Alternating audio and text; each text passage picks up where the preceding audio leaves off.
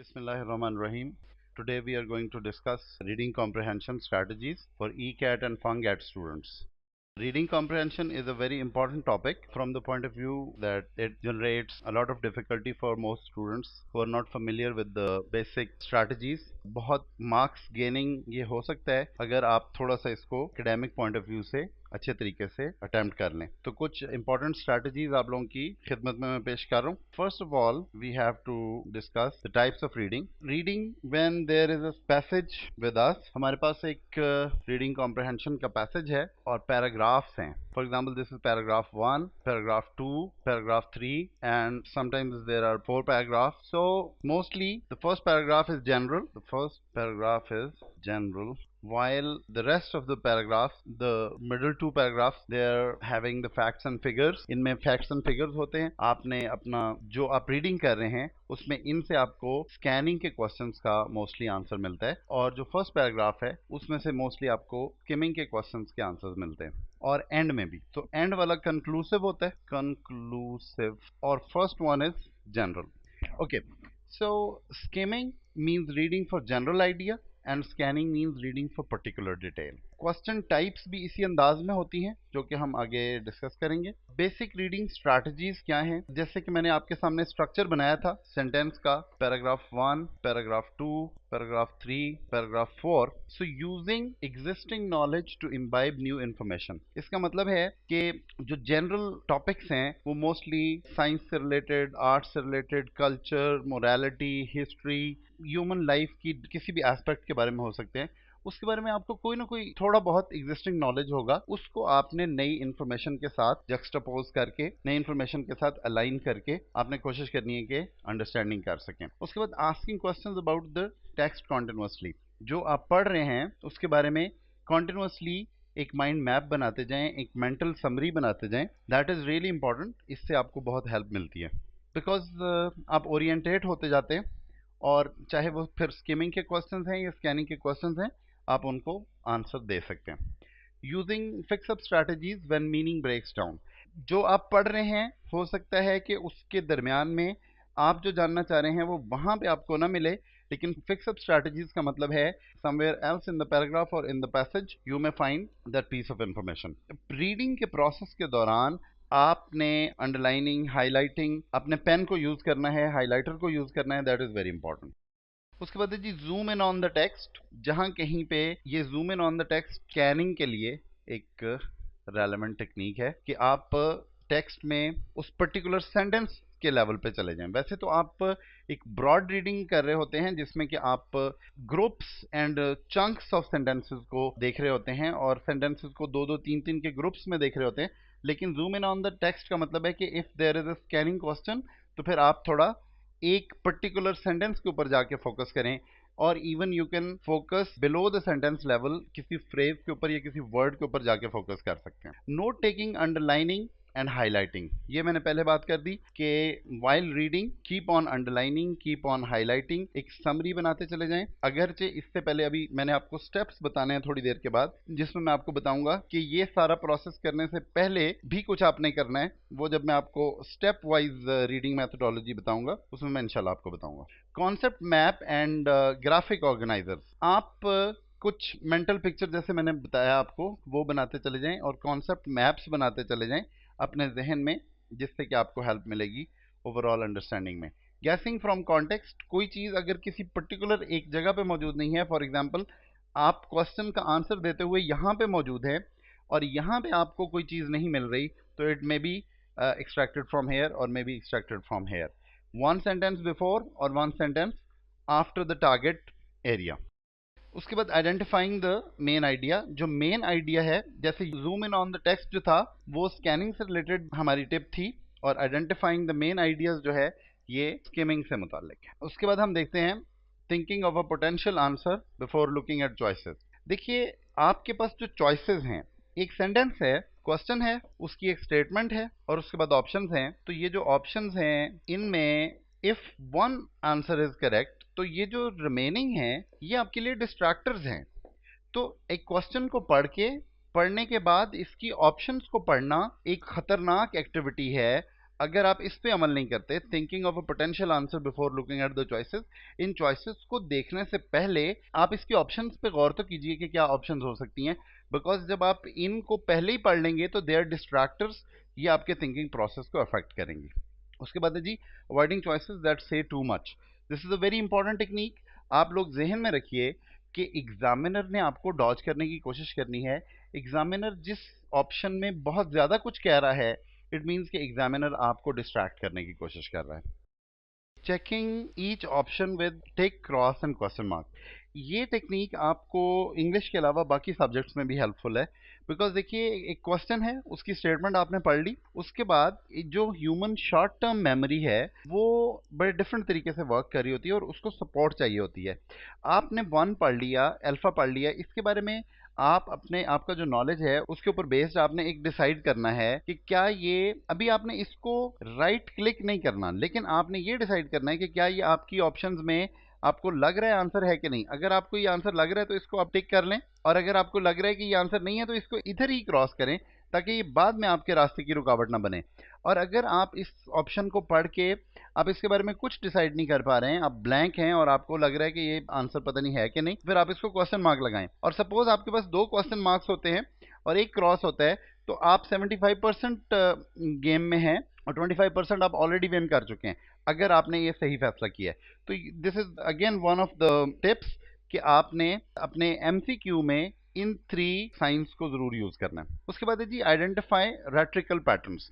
रेट्रिकल pattern का मतलब है कि जो राइटर है वो किस पॉइंट ऑफ व्यू से अपनी डिस्कोर्स को इवॉल्व कर रहा है। क्या वो पॉजिटिव एटीट्यूड के साथ बात कर रहा है, नेगेटिव एटीट्यूड के साथ बात कर रहा है, आयरॉनिक हो रहा है अपने टॉपिक के बारे में या अपने ऑब्जेक्ट के बारे में, वो किस किस्म का बिहेवियर इख्तियार कर रहा है, दैट इज कॉल्ड रेट्रिकल पैटर्न। इसकी बेस पे आपको बहुत सारे क्वेश्चंस का जवाब मिल जाएगा। For example tone of the writer का जो क्वेश्चन है उसका जवाब पैसेज में रेट्रिकल पैटर्न्स को देख के मिलता है। उसके बाद आप देखिए समराइज एंड पैराफ्रेज। देखिए पैराफ्रेज बहुत इंपॉर्टेंट है। समराइज तो मैंने आपको पहले बता दिया कि आप जो भी पढ़ रहे हैं पूरे पैसेज को आपने एक मेंटल समरी उसकी बनाते जाना है, बल्कि साथ साथ छोटे छोटे नोट्स बनाते जाना है। अगर आपने पैसेज में पूरा पैराग्राफ पढ़ा है तो उस पैराग्राफ को आप एक फ्रेज या 2 फ्रेजेस या मैक्सिमम 1 सेंटेंस में साइड पे लिख सकते हैं कि वो उसकी ओवरऑल समरी क्या है। मिसाल के तौर पे आपका ये एक पैसेज है जिसमें कि पैराग्राफ 1 है, पैराग्राफ 2 है, पैराग्राफ 3 है और पैराग्राफ 4 है। तो अब इसमें आपने यहाँ ये एक पैरा पढ़ा और इस पैरा में अलेक्जेंडर द ग्रेट की विक्ट्रीज के बारे में बात हो रही है और यहाँ उसकी victory of a particular city की बात हो रही है। तो ये 50 या 60 या 70 या 80 या 100 वर्ड्स का पैराग्राफ है, लेकिन आप सिंपली ये लिख सकते हैं victory of what ever city. तो इतना लिखने से, ये 3 वर्ड्स लिखने से आपने इसकी एक समरी कर ली। और पैराफ्रेज का मतलब ये है कि एक सेंटेंस वहां पे एक और तरीके से लिखा हुआ है, एक सेंटेंस वहां पे एक्टिव वॉइस में लिखा हुआ है और क्वेश्चन जो है वो पैसिव स्ट्रक्चर में है और वो आपके काबू नहीं आ रहा। मिसाल के तौर पे एक सेंटेंस वहां पे लिखा हुआ है रिचर्ड किल्ड विलियम। अब ये सेंटेंस और क्वेश्चन जो है वो पैसिव स्ट्रक्चर में है। मिसाल के तौर पे क्वेश्चन पूछ रहा है हु वाज किल्ड, तो अगर आप रिचर्ड किल्ड विलियम के पीछे ही चलते रहेंगे और इस स्ट्रक्चर की कैद से बाहर नहीं आएंगे तो एग्जामिनर कामयाब हो गया और आप नाकाम हो गए। आप इसको विलियम वाज किल्ड जब आप करेंगे, जो ही आप इसकी पैराफ्रेज करेंगे क्वेश्चन के साथ इसकी हार्मनी हो जाएगी और क्वेश्चन क्यों कहता था who was killed, William was killed. तो इस तरह से आपको ये आंसर पता चल जाएगा। तो paraphrasing is a very important tool in reading comprehension. उसके बाद आप देखिए कि distinguishing main idea from supporting ideas, ये बात हम पहले भी कर चुके हैं, आगे भी करेंगे। मेन आइडिया को सपोर्टिंग आइडिया से आपने इस तरह से डिफरेंशिएट करना है कि मिसाल के तौर पे यहाँ हमने लिखा था कि रिचर्ड फॉर एग्जांपल अलेक्जेंडर है, ही कॉन्कर्ड व्हाटएवर सिटी, उसने एक विक्ट्री की एक सिटी के ऊपर। तो मेन आइडिया जो है वो उसका कॉन्कर करना है, उसके दौरान में उसने कितने लोगों को मारा, उसने क्या एक्टिविटी की, उसके सोल्जर्स जो हैं वो किस तरह से उस सिटी में दाखिल हुए, they are supporting ideas, they are not the main ideas.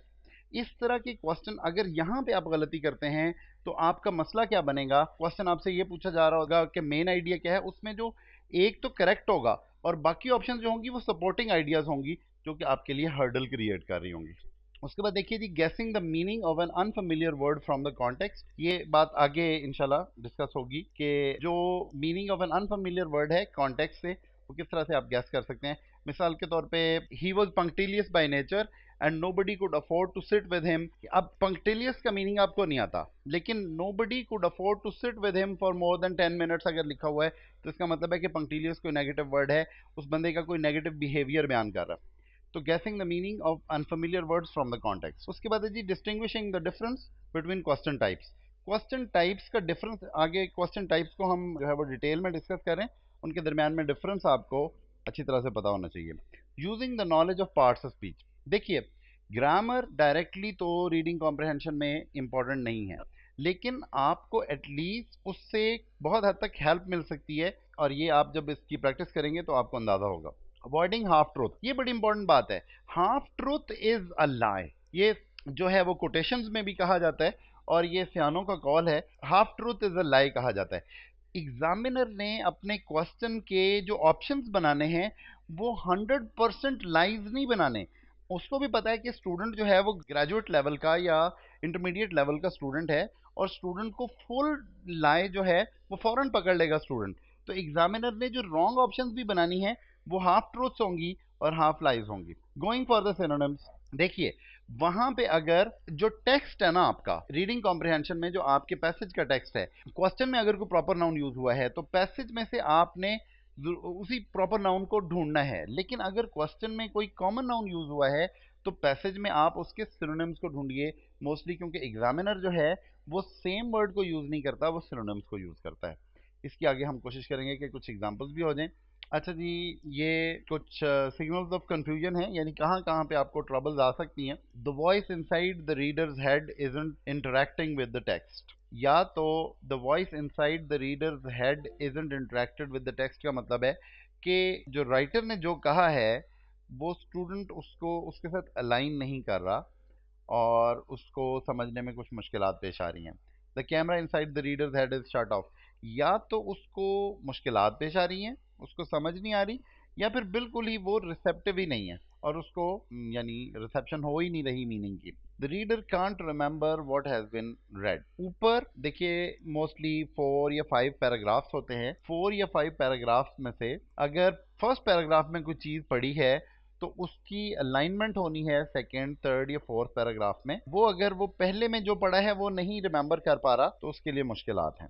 अच्छा जी, clarifying questions asked by the reader are not answered. कुछ क्वेश्चन जो कि रीडर के जहन में हैं वो आंसर्ड नहीं हो रहे। अब इसमें ये इंपॉर्टेंट है जी, इसमें मैं कुछ थोड़ी सी बात करता हूँ आपसे कि clarifying questions asked by the reader, अगर रीडर के जहन में पैसेज को पढ़ते हुए कुछ सवाल पैदा हो रहे हैं और उनका जवाब उनको पैसेज में से नहीं मिल रहा, तो इसके दो मतलब हैं, या तो वो सही पढ़ नहीं रहा या वो सही क्वेश्चंस नहीं उसके जहन में पैदा हो रहे, क्योंकि उसके जहन में जो क्वेश्चंस पैदा हो रहे हैं वो पैसेज से रिलेटेड ही नहीं है, इसलिए उसको आंसर्स नहीं मिल रहे। या तो वो पैसेज में मौजूद हैं और वो पढ़ से ही नहीं रहा, उसको आंसर्स नहीं मिल रहे, या ये है कि वो क्वेश्चन ही सही उसके जहन में नहीं आ रहे, इसी वजह से वो पैसेज से रिलेटेड नहीं है और उसको आंसर्स नहीं मिल रहे। दोनों सूरतों में उसको अपने आप को रीओरिएंटेट करना है। उसके बाद the reader re encounters a character and has no collection when recollection when that character was introduced. तो ये भी यही वाली बात है, the reader can't remember what has been read, ये थर्ड और फिफ्थ ऑलमोस्ट सेम पॉइंट है। अच्छा जी, अब हम देखते हैं कि ट्रांजिशनल वर्ड्स हैं कुछ जो कि पैसेज को समझने में बहुत ज़्यादा हेल्पफुल होते हैं। ये कंट्रास्ट सिग्नल वर्ड्स हैं, सपोर्ट सिग्नल वर्ड्स हैं, और कॉज एंड इफेक्ट है। ये जो वर्ड्स हैं ये हमें बताते हैं कि जो पीछे लिखा गया है वो अगले टेक्स्ट के साथ किस तरह से अलाइन हो रहा है। अगर कोई कंट्रास्ट सिग्नल वर्ड्स हैं जैसे कि ये वाले, तो कंट्रास्ट सिग्नल वर्ड्स अगर यूज हुए हैं yet, although, though, even though, however, whereas, in contrast, contrary to, notwithstanding, तो ये चीजें पीछे वाली चीज को आगे आने वाले टेक्स्ट के साथ डिफरेंशिएट करेंगी। और अगर सपोर्टिव सिग्नल वर्ड्स हैं तो ये चीजें पीछे वाले टेक्स्ट को आगे वाले टेक्स्ट के साथ अलाइन करेंगी और ये उसके साथ टैली करेंगी उसको कि जो बात पीछे हुई है वही आगे हुई है। ओके जी, उसके बाद है जी cause and effect. Cause and effect में पीछे जो बात हुई है उसको आगे वाली बात के साथ कोरिलेट करेगी। चलें जी, उसके बाद जी स्टेप बाय स्टेप अटेम्प्ट किस तरह से करनी है। Have an overview of the passage in almost 1 minute, go through the questions, have an overview of the passage in almost 1 minute का मतलब है कि आपने क्वेश्चंस भी पढ़ने से पहले, पैसेज को पढ़ने से पहले आपने क्वेश्चंस को पढ़ना है, और पैसेज को पढ़ने से पहले जो क्वेश्चंस को पढ़ना है उससे भी पहले ये स्टेप बहुत इंपॉर्टेंट है कि have an overview of the passage in almost 1 minute. 1 minute में आपने ओवरव्यू ले लेना है। ओवरव्यू का तरीका ये है कि फर्स्ट पैराग्राफ की फर्स्ट लाइन, और सेकंड पैराग्राफ की भी फर्स्ट लाइन, थर्ड पैराग्राफ की भी फर्स्ट लाइन, फोर्थ पैराग्राफ की भी, हर पैराग्राफ की फर्स्ट लाइन को आप पढ़ते जाएंगे और उसमें इंपॉर्टेंट वर्ड्स को अंडरलाइन करते जाएंगे, तो ओवरव्यू आपको पैसेज का मिल जाएगा। उसके बाद go through the questions and underline keywords, आप क्वेश्चंस को गो थ्रू करते हैं और कीवर्ड्स को अंडरलाइन कर लेते हैं उसमें, what, when, where, why, how, जो क्वेश्चन वर्ड्स हैं उनको, और उसमें जो कुछ इंपॉर्टेंट वर्ड्स पूछे गए हैं उनको। उसके बाद divide the questions into skimming and scanning types, questions को आप स्किमिंग और स्कैनिंग टाइप्स में, जो कि पीछे हमने डिस्कस की हैं, उनमें डिवाइड कर लेते हैं। Now go through the passage and first attempt the scanning questions, पहले आप स्कैनिंग क्वेश्चंस को अटेम्प्ट करते हैं तो स्किमिंग क्वेश्चंस ऑटोमेटिकली अटेम्प्ट हो जाते हैं। After scanning questions attempt skimming questions, जब आप स्कैनिंग क्वेश्चंस पहले अटेम्प्ट कर चुके होंगे, पैसेज के साथ आप ओरिएंटेट हो चुके होंगे, तो बाद में स्किमिंग क्वेश्चंस के लिए आपको पैसेज दोबारा नहीं पढ़ना पड़ेगा। अच्छा जी, अब हम कुछ छोटे छोटे पोर्शंस देखते हैं जिसमें कि हम देखते हैं कि ये जो एक टेक्स्ट है, टेक्स्ट के ऊपर बेस्ड एक क्वेश्चन है। अब टेक्स्ट जो है वो किलिम्स के बारे में पूछा जा रहा है। व्हाट इज अ किलिम, जब पहले आपने क्वेश्चन को देखना है, व्हाट इज अ किलिम, एक नाउन है हमारे पास और उससे रिलेटेड व्हाट उसने पूछा है। तो आगे वो जब अब हम टेक्स्ट पे आएंगे तो किलिम्स आर, तो जाहिर है कि व्हाट का जवाब दे रहा है वन, वन भी आंसर नहीं है, ऑफ द अननोन आर्ट्स, क्योंकि आर्ट्स का वर्ड ऑप्शन में मौजूद है, तो that's why this word is an answer. अब अगर ऑप्शंस में वन से रिलेटेड कोई क्वेश्चन होता, ऑप्शंस वन से रिलेटेड होती, तो फिर ये चीज आर्ट से ज्यादा इंपॉर्टेंट हो जानी थी, ये चीज आप ध्यान में रखें। अच्छा जी, उसके बाद 3 टाइप्स ऑफ स्किमिंग है। स्किमिंग, जैसे कि मैंने आपको बताया कि ओवरऑल जनरल आइडिया लेने के लिए आप स्किमिंग करते हैं, तो प्री रीडिंग स्किमिंग है, refers to preparing to read, कि आप पहले जब आप पढ़ना शुरू करते हैं तो उससे पहले जो आप एक ओवरव्यू लेते हैं, that is pre reading skimming. और skim reading refers to situations in which skimming is the only coverage you plan to give the material, जब आप फोकस्ड होते हैं तो that is focused skimming। Review skimming, जब आप अपना काम कर चुके हैं उसके बाद रिव्यू स्किमिंग आप थोड़ी सी करते हैं। स्कैनिंग जो है, scanning means reading for particular detail. Types of the questions हैं जी, ये मुख्तलिफ टाइप्स हैं क्वेश्चंस की, टाइटल है, मेन आइडिया है, मेकिंग इन्फ्रेंसेस है, वोकैबुलरी के क्वेश्चंस हैं, स्कैनिंग है, आइडेंटिफाइंग एक्सेप्शंस है, इन सब की थोड़ी थोड़ी एग्जांपल्स हम देखेंगे। स्टेम्स ऑफ द क्वेश्चन का मतलब है कि क्वेश्चन पूछे किस तरह से जाते हैं। मिसाल के तौर पे आप देखिए कि टाइटल का क्वेश्चन है, which of the following is the best title, main title, ये इस तरह से, the main idea, the central point the author is primarily concerned with, which of the following best summarizes the passage, what is the thematic highlight of the passage, और the author's primary point is, इस तरह करके ये title या main idea का question पूछा जा सकता है। अब आप इसमें देख लीजिए, which of the following is the best title of the passage. इस टेक्स्ट को जब अब हम देखेंगे, और क्वेश्चन हमने पहले देख लिया what is the main idea, तो इस क्वेश्चन को जब हम देखेंगे अभी ऑप्शंस के बगैर, तो James and his sister Anna went to the carnival, verb हमेशा ही इंपॉर्टेंट होता है, सब्जेक्ट्स हमारे पास जेम्स एंड हिज सिस्टर मौजूद है। Went to the carnival on Saturday, अब सैटरडे जो है इससे रिलेटेड क्वेश्चन तब होता अगर ये स्कैनिंग का क्वेश्चन होता, इसलिए यहाँ पे सैटरडे इंपॉर्टेंट नहीं है, because Saturday is the particular information. तो पर्टिकुलर इन्फॉर्मेशन स्कैनिंग क्वेश्चन में इंपॉर्टेंट होती है, स्किमिंग के क्वेश्चन में नहीं। मेन आइडिया स्किमिंग का क्वेश्चन है। दे रोड द, अब रोड दूसरा वर्ब है, the merry go round, the roller coaster and the Ferris wheel. James ate तीसरा वर्ब है, popcorn and hot dog. Anna drank, drank जो है वो एक और वर्ब है, तो बहुत सारे वर्ब्स हैं इसमें। एंड एट एन एप्पल, ये भी वर्ब है। दे सॉ, ये भी वर्ब है। तो ये बहुत सारी एक्टिविटीज यहाँ पे हो रही हैं। तो James and Anna were hungry, hungry होना इन सारे वर्ब्स को कवर नहीं कर रहा, इसलिए ये हमारा आंसर नहीं है। James and Anna did many things, many का वर्ड ही हमें बता रहा है कि ये मुख्तलिफ जो वर्ब्स हैं ये इसमें रेलिवेंट हो रहे हैं। The merry go round was broken, अब मैरी गो राउंड का ब्रोकन होना इसमें मैंशनड ही नहीं है, इसलिए ये भी गलत हो गया। और अगर मैंशनड हो भी तो ये इसका मेन आइडिया नहीं है। The carnival was on Saturday, तो इसका सैटरडे पे होना भी इसका मेन आइडिया नहीं है, बिकॉज ये सारी चीज़ें अगर रेलेवेंट भी हों तो वो स्कैनिंग के क्वेश्चन होंगे, स्किमिंग के नहीं। स्टेम ऑफ द क्वेश्चन में वोकैबुलरी का जो क्वेश्चन है वो इस तरह से पूछा जा सकता है, रेफर्स टू, मीनिंग क्या है, इस तरह से।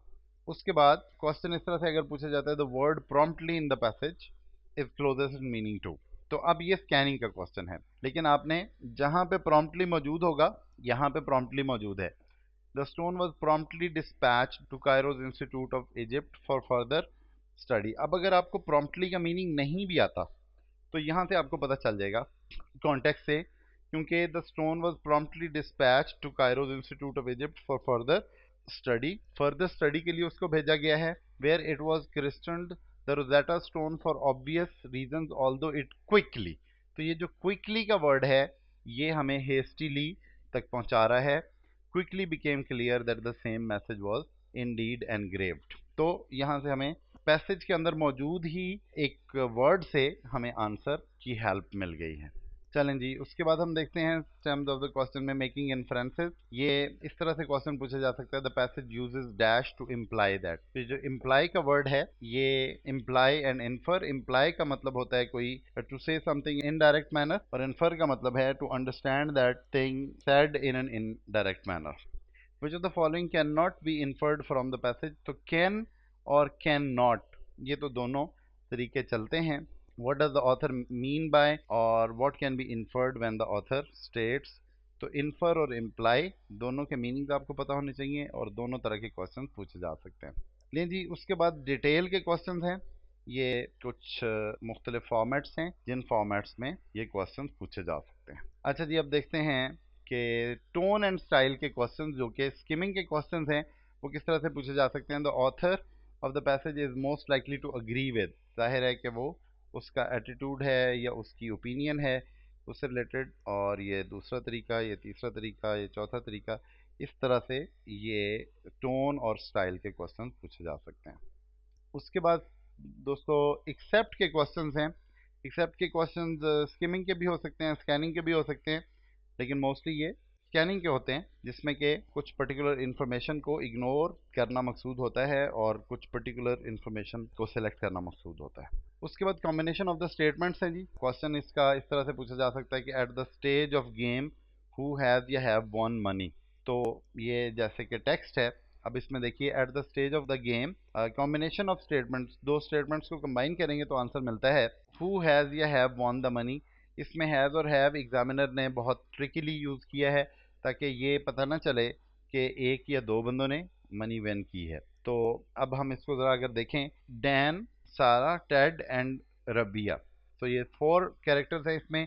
Have been playing a friendly game of poker for almost an hour so far Ted has the biggest pile of winning. अब टेड तो अंडरस्टूड है कि उसने विन किया है क्योंकि biggest pile of money winning है with a total of 5.45. Sarah has won a small sum and Rabia has lost more than Dan. अब रबिया ने तो लॉस्ट किया है, तो सिर्फ टेड और सारा है जिन्होंने विन किया है, तो टेड और सारा 1 और 2 हैं, तो हमारे पास आंसर बीटा है। उसके बाद जी stems of the question, reference questions हैं जिसमें कि the word dash in the passage refers to, ये प्रोनाउन रेफरेंस के क्वेश्चंस भी कहलाते हैं। Reference question, pronoun reference, pronoun reference के क्वेश्चन भी इनको कहते हैं कि ये जो इट है इट्स अ प्रोनाउन, तो ये पैराग्राफ में, पैसेज में किस प्रॉपर नाउन या किस कॉमन नाउन को रेफर कर रहा है। उसके बाद पैसेज की एक ऑर्गेनाइजेशन हमने आपके सामने रखी है कि paragraph 1, paragraph 2, paragraph 3, paragraph 4, paragraph 5, इस तरह से ये पैराग्राफ्स हैं।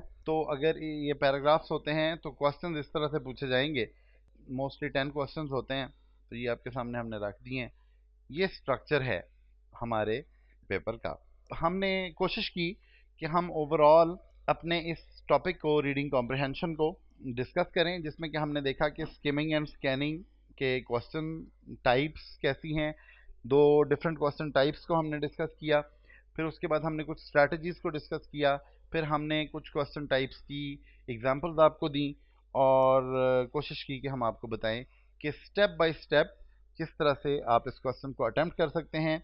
एंड में मैं एक इम्पॉर्टेंट बात आप लोगों से शेयर करके इजाज़त लूँगा, वो ये है कि time is the major constraint in reading comprehension questions. Reading comprehension questions में आपने टाइम मैनेजमेंट प्रॉपरली करनी है। If you are stuck somewhere, अगर आप किसी जगह पे स्टक हो जाते हैं तो वहाँ से आपने उधर टाइम वेस्ट करने की बजाय आप अपने नेक्स्ट क्वेश्चंस को अटेम्प्ट कीजिए। सपोज 1 to 10 क्वेश्चंस हैं और आप क्वेश्चन नंबर 5 पे स्टक हो गए हैं, तो आप कोशिश करें कि आप 6, 7, 8 आगे अटेम्प्ट करें। तो होपफुली उस नेक्स्ट अटेम्प्टिंग के प्रोसेस में आप लोग जो क्वेश्चन 5 में आप स्टक हो चुके होते हैं, वो नेक्स्ट क्वेश्चन अटेम्प्ट करने के प्रोसेस में आप इस पोजीशन में होते हैं कि क्वेश्चन नंबर 5 में जो आपको डिस्टर्बेंस हो रही होती है उसका कोई ना कोई सोल्यूशन आपको मिल जाता है। ये था हमारा आज का रीडिंग कॉम्प्रिहेंशन का एक लेक्चर, जिसमें कि हमने कोशिश की कि आप लोगों को कुछ हार्नेस किया जाए कुछ टेक्निक्स के साथ। आई होप कि आप लोगों के लिए ये यूजफुल होगा। आप हमें फीडबैक दीजिए और कोई भी क्वेश्चन हो तो आप स्टेप से रब्ता कर सकते हैं और उसकी डिटेल्स हमारी वेबसाइट वगैरह पे मौजूद हैं। Thank you very much.